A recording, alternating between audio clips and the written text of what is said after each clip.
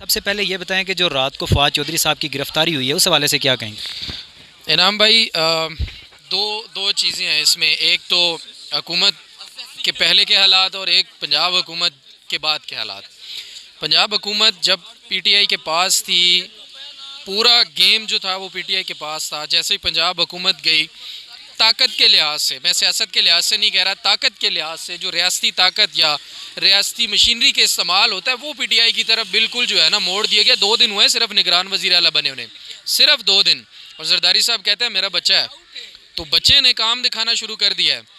तो अब ये सिर्फ फवाद चौधरी साहब तक नहीं है, फवाद चौधरी साहब के भाई को गिरफ्तार किया गया है और मुकदमात दर्ज किए गए हैं।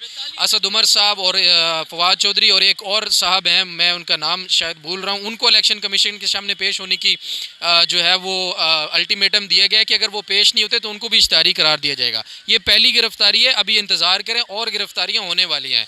तो ये जो फस्तायत का एक दौर शुरू हो चुका है ना, ये थमने वाला नहीं है। इलेक्शन करवाना नहीं चाह रहे, वो चाहते ही नहीं कि इलेक्शन हो। ये बात बिल्कुल गलत है जो कहता है कि जी इलेक्शन 3 माह बाद होंगे। बहुत मुश्किल है कि इलेक्शन 3 माह बाद हो। हर वो तो मर्दमशुमारी शुरू करने लगे हैं। मर्दमशुमारी छोड़ दे, मर्दमशुमारी को छोड़ दे। मर्दमशुमारी का अलग मसला है, इलेक्शन 3 माह में कभी भी नहीं है करवाने के लिए राजी। उसकी वजह यह है कि पीटीआई को कॉर्नर करने की कोशिश की जा रही है। जब इनको कॉर्नर कर लिया जाए, मजबूर कर दिया जाए इतनी बड़ी जमात को, तो इतने ज़्यादा लोग सपोर्टर्स जो हैं ये कहाँ जाएंगे? ये सड़कों पे आएंगे, सड़कों के ऊपर इनके ऊपर जुल्म तशद्दुद किया जाएगा। ये आगे से जब कोई एक्शन लेंगे तो और ज़्यादा तशद्दुद किया जाएगा, उठाया जाएगा, मारा जाएगा, चादर चार दीवारी का तकद्दुस फिर से पामाल किया जाएगा। उन्हीं ऑफिसर्स को फिर से लगा दिया 25 मई वालों को।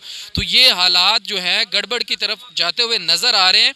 अभी कुछ भी हालात सख्त नहीं है, इससे ज़्यादा हालात सख्त होंगे और ज़्यादा सख्त हालात का बहाना करके एमरजेंसी नाफिज करके इलेक्शन को कम अज़ कम 8-10 माह आगे लेके जाया जाएगा। अच्छा कमर भाई, जरदारी साहब का पंजाब में कोई वोट बैंक नहीं है, वो पंजाब के अंदर अगर इस तरह का काम करेंगे तो उसका नुकसान किस पार्टी को होगा? जरदारी साहब का सिंध में भी वोट बैंक नहीं है, ठीक है। जरदारी साहब का सिंध में भी वोट बैंक नहीं है। आपको एक बात बताता चलूँ, जो अभी जमात इस्लामी ने इलेक्शन वहाँ से लड़ा है, उन्होंने ये इल्ज़ामात लगाए थे कि हमने जितनी यूनियन काउंसिल्स जीती हैं उनके टोटल वोट अगर मिलाए जाएँ और पीटीआई ने जितनी यूनियन काउंसिल से जीता है उनके टोटल वोट मिलाए जाएँ तो हमारे वोट टोटल वोटों से डबल हैं।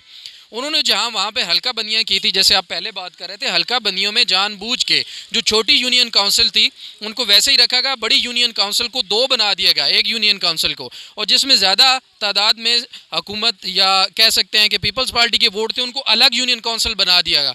10,000 की भी यूनियन काउंसिल और 40,000 वोटों की भी यूनियन काउंसिल है। ये कहाँ का इंसाफ है? 40,000 वोट वाली यूनियन काउंसिल अलग हल्के में डाल दी जहाँ पीटीआई का वोट बैंक कम है, और 10,000 वाली अलग कर दी जिसमें वोट बैंक ज़्यादा है कि उनको एक अलग नाजिम ज़्यादा मिल जाएगा। तो इस तरह से वहाँ भी वोट बैंक है, वहाँ पे भी वोट बैंक नहीं है, इधर भी वोट बैंक नहीं है। ये बिल्कुल ही हालात जो है ना बहुत ज़्यादा ख़राबी की तरफ जाते हुए नज़र आ रहे हैं और इसका रिएक्शन आएगा। अवाम में अभी नफ़रत है, पहले दुख होता था, गुस्सा होता था, इस वक्त नफ़रत है और नफ़रत की इंतहा हो चुकी है। मेरा सवाल ये था कि पंजाब के अंदर जरदारी का वोट नहीं है, नून लीग का या पीटीआई का वोट है, अगर ये इस तरह आम लोगों के ऊपर तशद्दुद करेंगे तो उसका नुकसान किसे होगा? उसका नुकसान सिर्फ़ और सिर्फ पाकिस्तान को होगा, आपको होगा, मुझे होगा, आम इंसान को होगा। इनका पैसा बाहर, इनके बच्चे बाहर, इनकी जायदादें बाहर। ये सिर्फ़ और सिर्फ पाकिस्तान में, पंजाब में हुकूमत करने आते हैं। और पंजाब जिस तरह से पीटीआई के हाथ से अभी गया है, उन्होंने असम्बली डिज़ोल्व की है, उसके बाद देख लिया अगले ही दिन जुल्म व जबर शुरू हो गया है।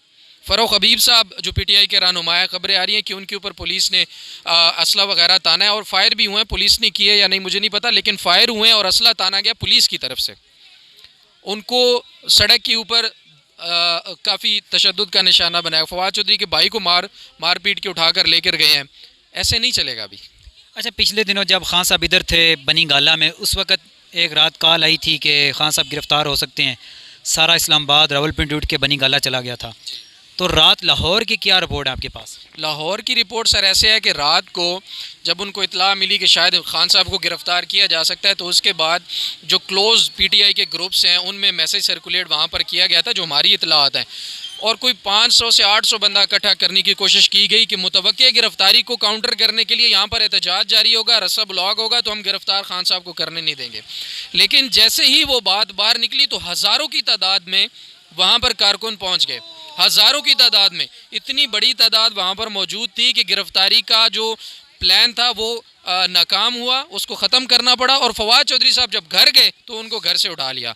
तो वहाँ पर जो हालात है ना वो अभी ज़्यादा बुरे होने जा रहे हैं, क्योंकि वहाँ पर रिएक्शन आएगा। अब आवाम कहती है कि हम अपने लीडर को प्रोटेक्ट करेंगे, और पुलिस अगर गिरफ्तार करने की कोशिश करेगी तो क्या होगा, लड़ाई होगी, झगड़ा होगा, वही 25 मई वाले हालात दोबारा से दोहराने की कोशिश की जा रही है। पिछले दिनों सना बुच्चा ने एक प्रोग्राम में कहा है कि इमरान खान को जितनी जल्दी हो सकता है सिस्टम से आउट करें। ये जो सना बुच्चा वाला जो मामला है ना, उनको मेरे ख्याल में शर्म आनी चाहिए, जो कि आती नहीं है उनको कोई किसी किस्म का हक नहीं बनता कि वो कहें कि इमरान खान को हटाएं। सना बुच्चा सियासत में है, MNA है, MPA हैं, कोई वज़ीर आला है, क्या है वो ये तज्जिया कैसे दे सकती हैं कि सबसे बड़े जो पार्टी का रहनुमा है, जो सबसे ज़्यादा सपोर्ट है जिस वक्त, जिससे सबसे ज़्यादा वोट है पाकिस्तान में, उसको रास्ते से हटाएं? किस रास्ते से हटाएं? ये खुल्लम अहमद वली खान भी ऐसी बात कर चुके हैं, मरियम नवाज़ भी ऐसी बात कर चुकी हैं। और आप देखिएगा, आप बल्कि देखिएगा, रिपोर्ट हुआ है नवाज शरीफ ने लंदन से ऐसा सेम बयान जारी किया है कि इससे छुटकारा पाना कौम की जिम्मेदारी है। कैसे छुटकारा पाना है? आप पाएं छुटकारा? ऐसे बयान भी बिल्कुल सामने आ रहे हैं कि इसको कुचलना होगा, इसका सर कुचलना होगा। वो तो करके देख चुके हैं ना। छुटकारा कैसे पाना है? आपको छुटकारा पाना है, अवाम को इख्तियार दें वोट का, अवाम खुद ब खुद छुटकारा पा लेगी, या आपसे या इससे। जान से मारने की कोशिश तो उन्होंने पहले भी कर ली है, वैसा कुछ वो कामयाब नहीं हुए। खान साहब तेज़ी से सेहतयाब हो रहे हैं, क्या समझते हैं कि अगर हालात ख़राब हुए तो इस्लामाबाद आएंगे? खान साहब को जहाँ भी जाना पड़ा ना, वो मर्द मोमिन जाएगा। जहाँ भी आप कहेंगे ना कि उसको ज़रूरत हुई वहाँ पहुँचने की, वो वहाँ पहुँचेगा। आप अंदाज़ा करें, यूसुफ रज़ा गिलानी साहब अपना एक छोटा सा वो किस चीज़ का ऑपरेशन उन्होंने करवाया अमेरिका में, हर्निया का ऑपरेशन गली मोहल्लों में, छोटे छोटे अस्पतालों में हो रहा है, उन्होंने अमेरिका से कराया। खान साहब 4 गोलियां खा के भी लाहौर में बैठे हुए हैं। गिरफ्तार करना है, करो ना जाके। अवाम जिस तरह का मूड लेकर घूम रही है, कभी भी नहीं गिरफ्तार कर सकते। आहर पे क्या पैगाम देंगे पाकिस्तानियों को? सर, पाकिस्तानियों को ये पैगाम देंगे, कानून कभी भी हाथ में मत लें, अपनी आवाज़ बुलंद करते रहें, बोलते रहें, बेशक चुप ना बैठें, अपना पुरअमन एहतजाज करते रहें, जितना आप कर सकते हैं आवाज़ बुलंद करते रहें।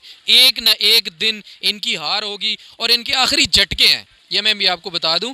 अवाम को याद रखना चाहिए कि जैसे आखिरी झटके हैं किसी भी चीज़ के, जो आखिरी दिन या आखिरी चल रहे होते हैं ना सांस, ये इस जुल्म के निज़ाम के आखिरी सांस चल रहे हैं।